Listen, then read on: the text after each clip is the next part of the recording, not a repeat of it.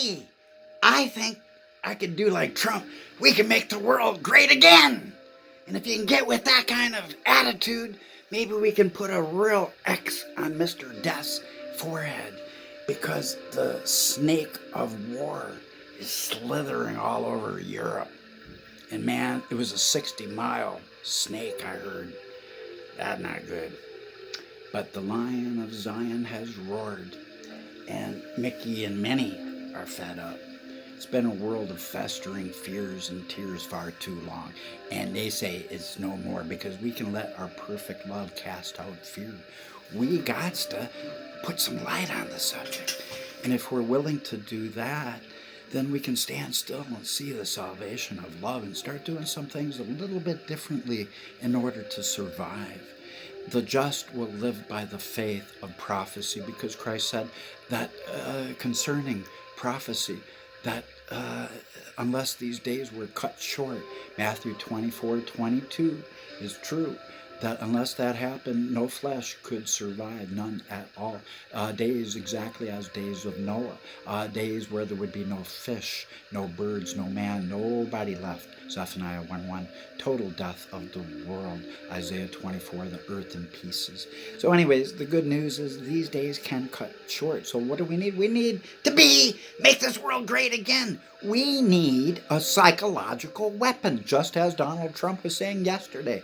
Get this message into the hand of Trump people.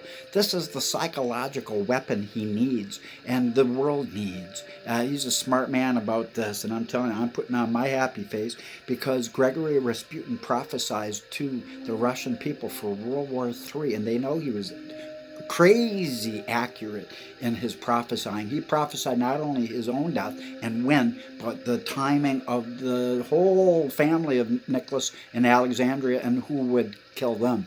And he was right about every single detail, and they know it. So they will listen to that guy. He says that Russia will be a cemetery, because that Putin guy, Putin, he is the new Vlad the Impaler, who has cut the earth a big new one.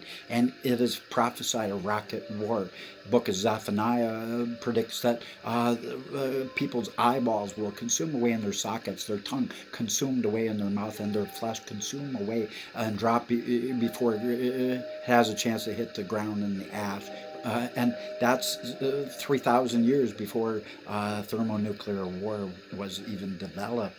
So these guys were inspired of love, and it is predicted that the end of the world as we would know it. Sure, everybody, there will still be some rich cats alive, but unless they have bunkers, everybody has to go into the rocks of the dens, as the Bible predicts, and that is where we're heading.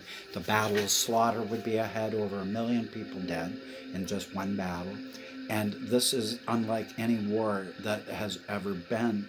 And if people will not listen to prophecy, to cut time short, to demoralize the Russian people, this world must go anti-nuclear once and for all, once we get through this mess. And the wheat and the tares cannot grow together anymore. That is it. That is an absolute. And I have all authority on earth, because I am one with stammering lips, line by line, precept by precept, with the strong and mighty one come forth as a destroying storm, pulling down all distortional understandings of bullshit.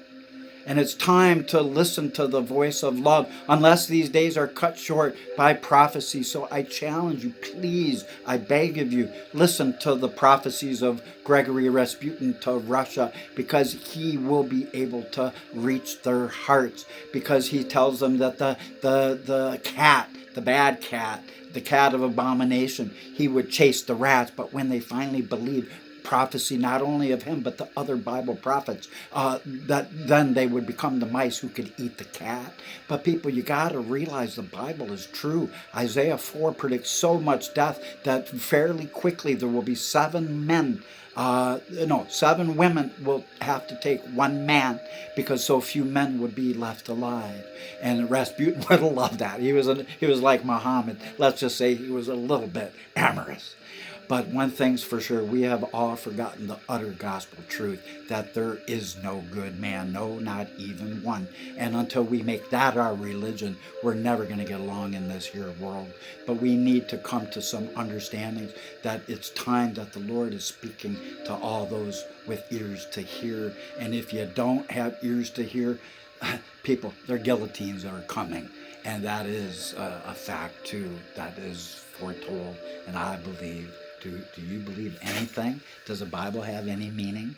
Does the meaning of the bear munching on 3 bones caught between its teeth, could that not be Crimea and the other 2? And could it not be written because it's in the latter days, says so in Daniel 11 verse 6, could that not be the same king of the north that has just invaded, the same king of the south? Could that not be in these latter days? Could that not be the exact event that has fully manifested? I think it is. And I think most people, if they think about this, they will come to the same conclusion. He is the beast who will commit blasphemy of the Holy Spirit. He will launch rockets. That's it.